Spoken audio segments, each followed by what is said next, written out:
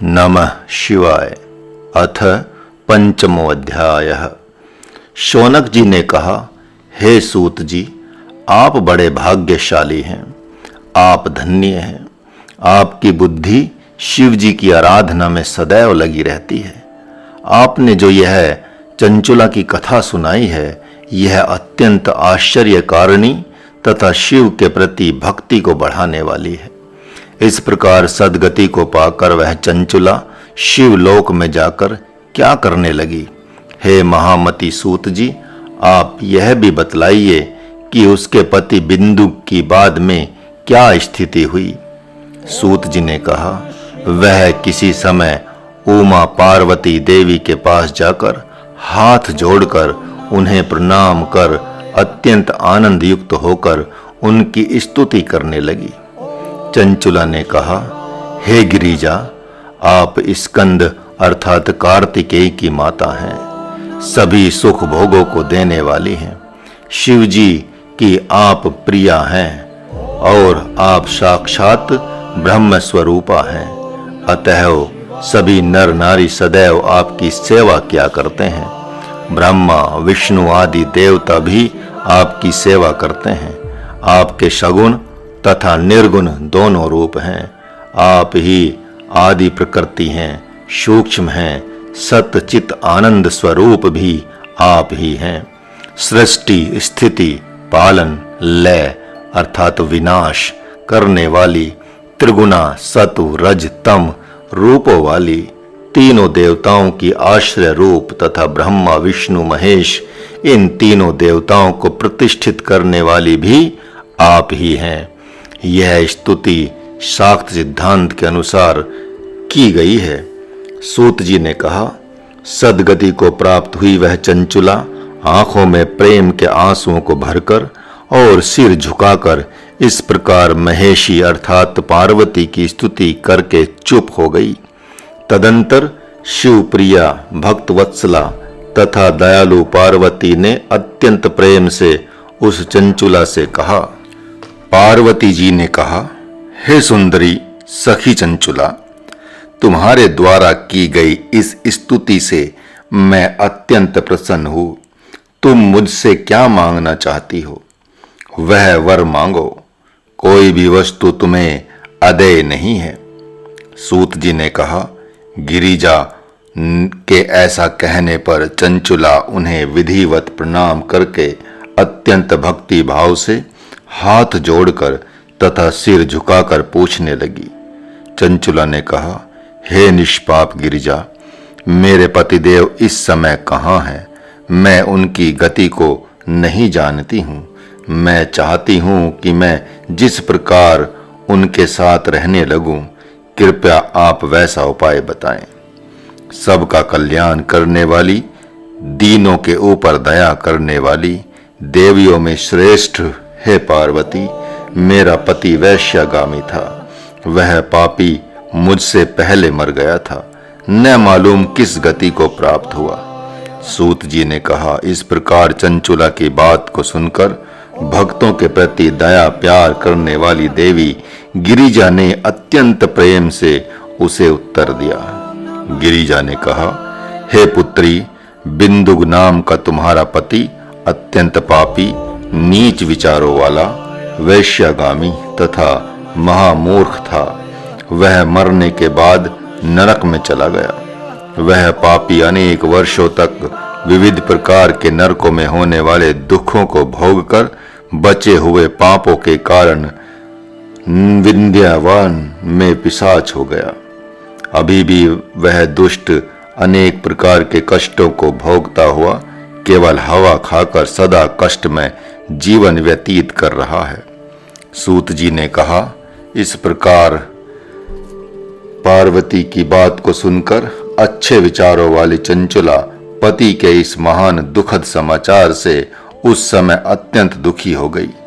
तदंतर अपने मन को स्थिर करके और विधि पूर्वक पार्वती जी को प्रणाम करके हृदय से दुखी होकर उस चंचुला ने भगवती से पुनः पूछा। चंचुला ने कहा, हे पार्वती, हे महादेवी, नीच कर्म करने वाले मेरे खल पति का उद्धार कीजिए।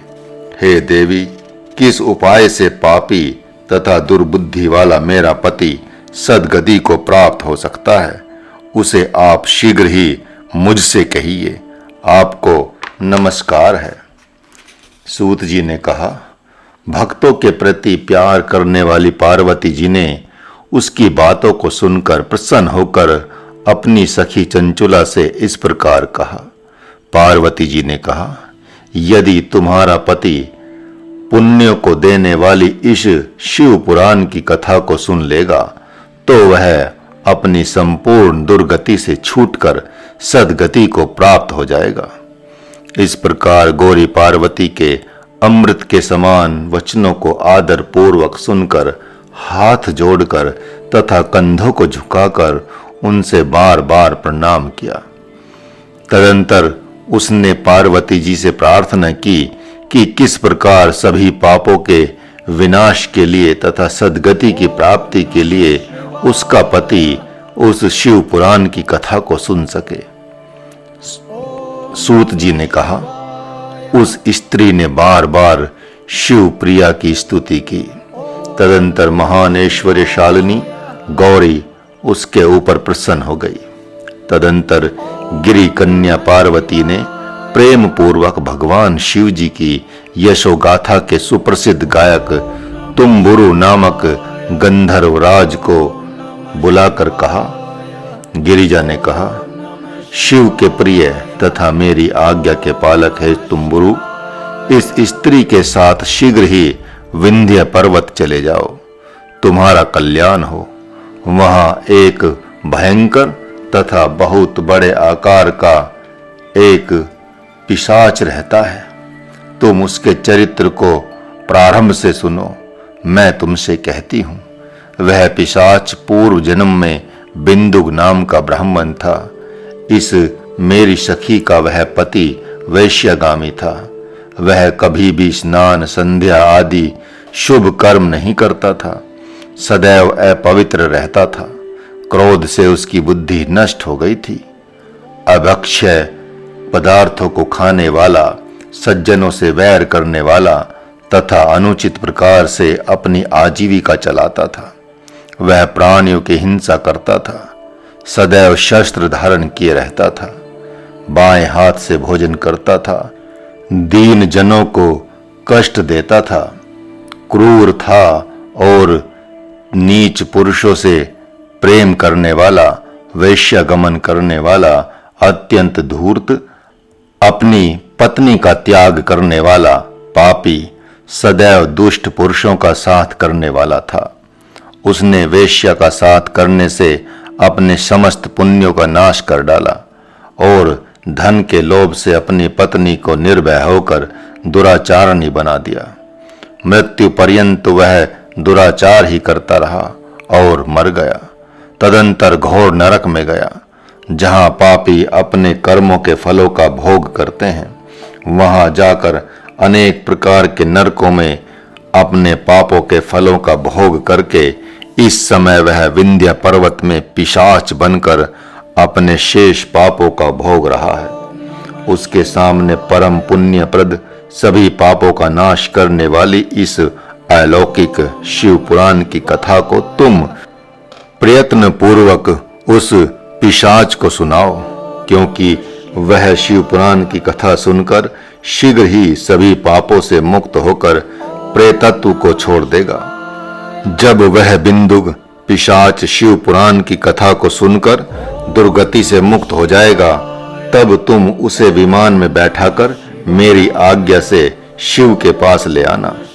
सूत जी ने कहा, इस प्रकार जब पार्वती जी ने तुम्बुरु नामक गंधर्व राज को आदेश दिया तो वह चंचुला मन ही मन अपने सौभाग्य का वर्णन करने लगी।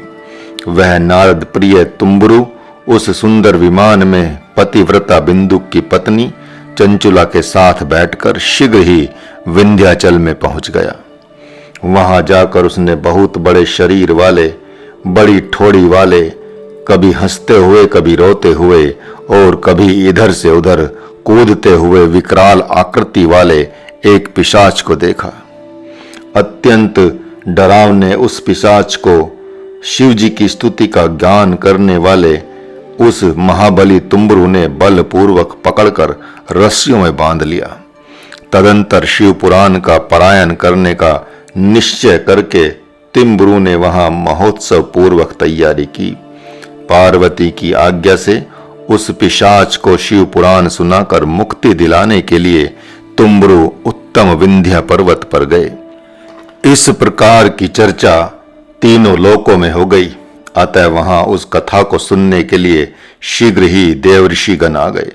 वहां आश्चर्यजनक भीड़ हो गई जो सभी के कल्याण के लिए थी। वे सभी आदर पूर्वक शिव पुराण की कथा को सुनने के लिए एकत्रित हुए थे। उस पिशाच को भी रस्सियों से बांधकर उस स्थान पर बैठाकर गंधर्वराज तुम्बरू वीणा को हाथ में लेकर अर्थात वीणा बजाते हुए गौरीपति भगवान शिव जी की कथा का गान करने लगे। प्रथम संहिता में आरंभ कर 7वीं संहिता पर्यंत तथा पुराण के महात्म्य सहित संपूर्ण शिव पुराण की कथा को गंधर्वराज तुम्बरू ने स्पष्ट रूप से सुनाया।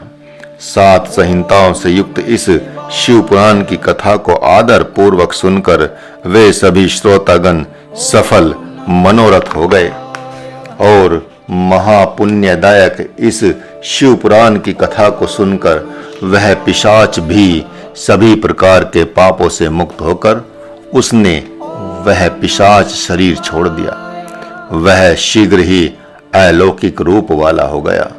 उसका वर्ण गोरा हो गया। वह सफेद वस्त्रों को धारण कर सभी प्रकार के आभूषणों से उसके अंग इस प्रकार सुशोभित हो रहे थे जैसे त्रिनेत्र चंद्रशेखर शिव जी सुशोभित होते हैं। इस प्रकार वह दिव्य शरीर को धारण करके अपनी उस चंचुला पत्नी के साथ स्वयं भी श्री मान पार्वती पति शिव जी के दिव्य चरित्र का गान करने लगा। उसके साथ उसकी पत्नी को देखकर वे सभी देवऋषिगण आश्चर्यचकित हो गए और उनके मन में परम आनंद छा गया। भगवान शिव जी के इस आश्चर्यजनक चरित्र को सुनकर सभी प्रेम पूर्वक शिव के सुयश का गान करते हुए अपने अपने घरों को गए। वह बिंदुक भी परम पवित्र आत्मा वाला होकर सुंदर विमान कर आरूढ़ होकर अपनी पत्नी के साथ सुख पूर्वक बैठकर आकाश में जाता हुआ अत्यंत शोभित हुआ। तदंतर वह बिंदुक तुम्बरू तथा अपनी पत्नी के साथ शिव जी के सुमनोहर सद्गुणों को गाता हुआ शीघ्र ही शिव जी के परम धाम पहुंच गया। वहां पहुंचने पर शिव तथा पार्वती जी ने बिंदुक का उचित सत्कार किया। उसके बाद शिव जी ने बिंदुक को अपना गण बना लिया और पार्वती ने उस चंचुला को प्रेम से अपनी सखी बना लिया। उस परम आनंद देने वाले अत्यंत प्रकाशमान तथा शाश्वत लोक में स्थायी निवास को प्राप्त कर वे दोनों पति पत्नी परम सुख को प्राप्त किए। इस प्रकार यह पुण्यदायक तथा पाप नाशक इतिहास तुमसे कह दिया गया है।